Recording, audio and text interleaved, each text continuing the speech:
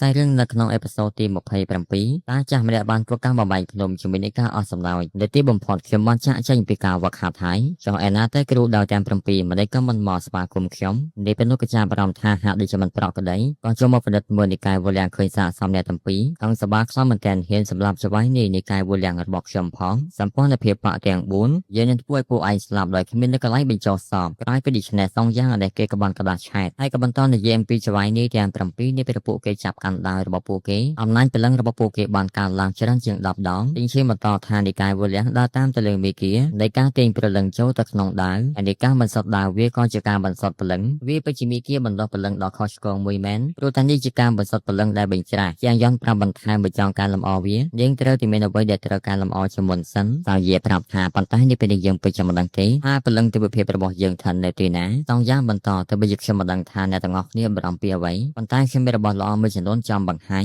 រួចក៏បានថយបំពង់មួយប្រាប់ទៅកាន់សាវយាថាវាត្រូវបានធ្វើឡើងពីឆ្អឹងរបស់អារ៉េសហើយទានដល់ជាងយ៉នប្រាប់ថាផ្សាយរបស់វាមានឥទ្ធិពលមកលើយើងឲ្យយើងមើលឃើញអ្វីៗហើយក៏បន្តឲ្យពេញទៅឲ្យទៀងឈៀងប្រាប់ថាវាក៏មិនធម្មតាដែរជាងយ៉នក៏សួរថាតើនេះគឺជារបស់សម្រាប់អ្វីទៅមិនក៏មិនព្រមឲ្យរបស់មានតម្លៃជាងតែបន្តិចទៅនេះពេលនោះសងយ៉ាងក៏ចាប់ផ្ដើមចាក់សម្ពីរបស់គេមួយទៅសតើរបស់មានតម្លៃតែម្ដងសាវយាក៏ស្រែកថានេះគឺជាគុយវិញ្ញាណរបស់ខ្ញុំចំណែកជាងយ៉នក៏ស្រែកថានេះគឺជាឧបករណ៍ពង្រីកនៃសម្លេងរបស់យានអវកាសខ្ញុំចង់យ៉ាងគេពេញជាយល់ពីអ្វីអ្នកទាំងពីរនិយាយនោះទេជាមួយរបស់ទាំងអស់នេះគេរើសបានដោយសារតែគេចាប់អារម្មណ៍តែប៉ុណ្ណោះមិននឹកស្មានថាយមអ្នកទាំងពីរចូលចិត្តវានោះទេនៅគណៈពេលនោះផងដែរត្រាប់តែមានអាយ៉ងមួយបានបកកៅបាយប្រខាសម្ដៅទៅកាន់ពួកគេមើលទៅកាន់កម្លាំងរបស់វាពេញជាខ្លាំងមែនទែនទៅបើជាតង់យ៉ាងនៅទីជើងចាំវាក៏មិនចប់ឡើយបែបនេះជាងយ៉នក៏បានធ្វើការបញ្ចេញអាវុធរបស់គេមកតទល់កាប់ទៅកាន់វាចោះឡើងប៉ុន្តែអាយ៉ងមួយនេះពេញជាខ្លាំងមែនទែនទៅបើជាដាច់ដៃជើងក៏វានៅតែបន្តស្ទុះទៅរកជាងយ៉ននៅគណៈដែលស្ថានភាពកំពុងតែចលាចលរ៉ាសៀនាងក៏បានចូលមកស្រែកថាលុតជង្គង់ចុះតែនេះពេលនោះនាងក៏รู้ថានាងខំប្រឹងប្រែងយ៉ាងខ្លាំងតម្រុំតែបង្កើនវាបានប៉ុន្តែគេត្រូវបានជាងយ៉នកាប់អាយ៉ាយាយអស់លេងហើយនាងគេសួរថាអញ្ចឹងនាងអាចគុំឡើងវិញបានដែរទេព្រមតែបានសរសើរពីជំនាញរបស់នាងផងដែរតាមតរីចម្រើនទៅហើយនាងប្រាប់ថានៅពេលថ្មីនាងក៏រកឃើញវិធីសាស្ត្រថ្មីមួយចំនួននៅក្នុងការចម្រាញ់សាកសពវាក៏ជាការចម្រាញ់ព្រលឹងដែលនៅសសរចូលទៅក្នុងសាកសពប្រែក្លាយអំណាចប្រយុទ្ធរបស់ទេសកលសាកសពឈានទៅកាន់កម្រិតថ្មីមួយប៉ុន្តែជាអកសរព្រលឹងសសររបស់ទេសកលសាកសពមួយនេះវាក៏ត្រូវបានរលាយបាត់ទាំងស្រុងទៅហើ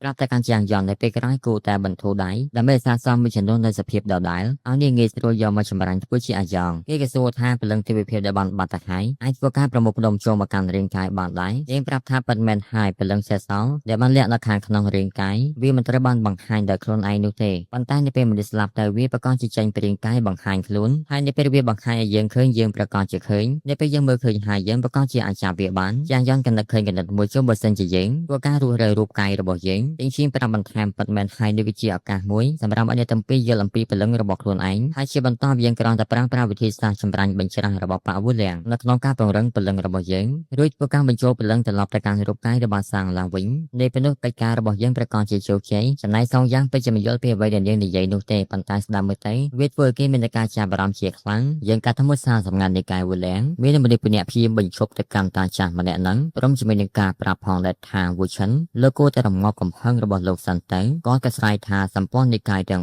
4កំពុងតែជន់ក្បាលនិកាយកម្ពុជាទាំង3រួចទៅហើយពួកឯងនៅតែអាចស្ងប់ចិត្តបានទៀតមែនទេព្រឹទ្ធាចារ្យប្រាប់ថាអំណាចរបស់សម្ព័ន្ធអមតៈលែងដូចជាប្រមុនទៀតហើយការបង្ខំរក្សាមុខមាត់ហើយប្រឈមជាមួយនឹងពួកគេមានតែនាំយកការបំភ្លេចបំផ្លាញត្រឡប់មកវិញតែប៉ុណ្ណោះហើយនេះពេលនេះខ្ញុំហៀបនៅក្នុងការចូលទៅវឹកហាត់ហើយអញ្ចឹងហើយចំពោះការសងសឹកអ្វីនេះទុកសិនទៅវូឈិនបន្តថាតាំងពីដំបូងឡើយយើងមិនគួរណាពឹងពាក់ទៅលើពួកដែលគិតតែពីប្រយោជន៍ហើយនេះពេលនេះមើលទៅសម្បីតែមហាអមតៈក៏កំពុងតែទប់ខ្លួនស្ទើរតែមិនជាប់ឡើយព្រឹទ្ធាយាយក៏បន្តថាពួកយើងគ្រាន់តែពជាពេលនៅក្នុងការដោះស្រាយទ្រព្យសម្បត្តិដ៏អាថ៌កំបាំងតែប៉ុណ្ណោះនៅពេលណាវាទទួលបានជោគជ័យហើយនោះការដោះស្រាយជាមួយសម្ព័ន្ធបកទាំង3ងាយស្រួលនោះទេព្រឹទ្ធាចារ្យបានចាប់កម្មនៅតាមួយប្រាប់ថាចវាយនៃអមតៈដ៏អស្ចារ្យបានកណនានៅជំហាននេះរួចទៅហើយយោងកម្មអាថ៌កំបាំងឋានសួគ៌ដែលបានបង្ហាញស្ថានភាពដ៏អស់សង្ឃឹមវាគឺជាឱកាសមួយប៉ុន្តែមិនតបបើកមើលភ្ញាក់ផ្អើលហើយក៏ពោលថាជីវូវ៉ាងខ្ញុំពិតជាបានវាយតម្លៃឯងខ្ពស់ពេកហើយក៏បានប្រាប់ទៅកាន់អ្នកទាំងពីរថានេះគឺជាការបញ្ជាក់អំពីជីវូវ៉ាងនៅក្នុងពេល3ខែគេក៏ទទួលបានឱកាសចុងក្រោយពីនិកាយកម្ពុជាទាំង3វូឆិនក៏បាននិយាយថាមើលទៅ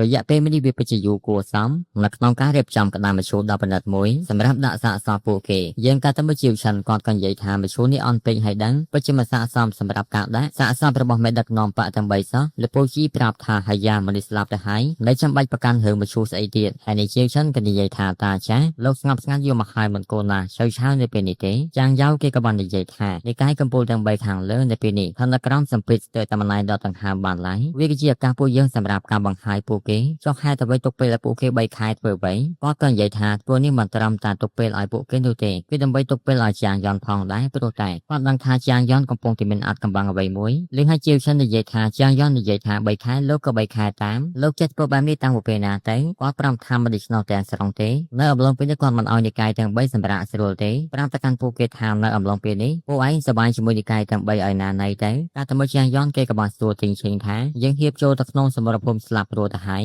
យើងនៅតែហ៊ានចំណាយធំបែបនេះមិនខ្វល់អំពីការខាតបង់ទេមែនទេទីងឈិងប្រាប់ថាឲ្យតែមានសង្ឃឹមបន្តិចបន្តួចនេះមិនខ្លាចនៅក្នុងការបន្ថយទេប៉ុន្តែវិធីដែលចាងយ៉ននិយាយថាលះបង់រូបកាយក៏ដើម្បីទៅដាស់ពលឹងជីវភាពឲ្យភ្ញាក់ឡើងដើម្បីធ្វើដូចជាផ្លូវដែលចូលទៅក្នុងផ្លូវមរណៈគ្មានឱកាសនៅក្នុងការវិលត្រឡប់ក្រោយទេចាងយ៉នបានសួរទៅកាន់សាវយៈយ៉ាងម៉េចនាងគិតច្បាស់ហើយនៅបើគិតច្បាស់ហើយអាចសម្រេចបានព្រោះថាបន្ទុករបស់នាងនៅច្រើនជាងខ្ញុំទៀតនាងប្រាប់ថាកុំយកមុខតែឯងពេកនៅក្នុងពេលវេលាសំខាន់បែបនេះបើគ្មាននាងទេតើគេអាចធ្វើបានយ៉ាងម៉េចទៅតើបើអ្នកទាំងពីរសម្រេចចិត្តដូចគ្នាទៅហើយចាងយ៉នប្រាប់ទៅកាន់ទីងឈិងឲ្យចាប់ផ្ដើមទីងឈិងក៏ចាប់ផ្ដើមដំណើរការជាមួយនឹងការប្រាប់បន្ថែមថាបន្ទាប់ពីអ្នកទាំងពីរបានលះបង់រូបកាយហើយនាងក៏ប្រើប្រាស់នៅគម្ពីរបង្កើតពលឹងនៅក្នុងការរក្សាពលឹងរបស់ពួកគេឲ្យរស់នៅជាបណ្ដោះអាសន្នហើយនៅអំឡុងពេលនោះផងដែរបើសិនជាអ្នកទាំងពីរមិនអាចដាស់ពលឹងទេវភាពបាននោះទេអ្នកទាំងពីរប្រកាសជាលេចបាត់ចូលទៅក្នុងភាពអវសានជារៀងរហូតនៅពេលនោះគម្ពីរបង្កើតពលឹងក៏នៅខ្លាចជាការកាត់ខំប្រឹងប្រែងដ៏អត់ប្រយោជន៍មួយតើយាប្រាប់ទៅកាន់ចាងយ៉នបន្ថែមយើងត្រូវការប្រើប្រាស់នៅវត្ថុធាតុពិសេសពិភពក្រៅដើម្បីបង្កើនវាលថាមពលបន្តមកគេក៏រំតែប្រើប្រាស់ឧបករណ៍បង្កើនសញ្ញាយានអវកាសរបស់គេជួយពង្រឹងទៅលើផ្នែកសញ្ញានៅក្នុងកាយពួកយើងឆាប់សម្គាល់អំពីពលឹងទេវភាពគេក៏សួរថាគុណវិញ្ញាណរបស់នាងនៅឯណាហើយរូបកាយអាចត្រូវបានកសាងឡើងវិញឬអត់វាអាស្រ័យលើកម្លាំងចង់តែមួយគត់របស់វានាងប្រាប់ថាកុំបារម្ភអីអ្នកទាំងពីរក៏បានចាប់ដៃគ្នាហើយចាងយ៉នក៏បានស្រែកថាទោសដ៏អស់កលខ្ញុំបដិញ្ញាចិត្តនឹងថាបំបីទុកវេទនាហើយកាត់សារជាថ្មីស្រាប់ពេលជាមួយគ្នាបេសតរបស់យើងក៏ត្រូវបានកាត់ស្លេតដល់កន្លែងនឹងឯងជាចុងក្រោយក៏សូមអរគុណសម្រាប់ការគាំទ្រនិងការទស្សនាវីដេអូបណ្ដាំដល់ចប់អធិស្ឋានរងដល់កំហុសឆ្គងពីសំណាក់ពេលនេះ Admin មេប៉ាក់109ក៏សូមអរគុណសម្រាប់សួរបាយបាយ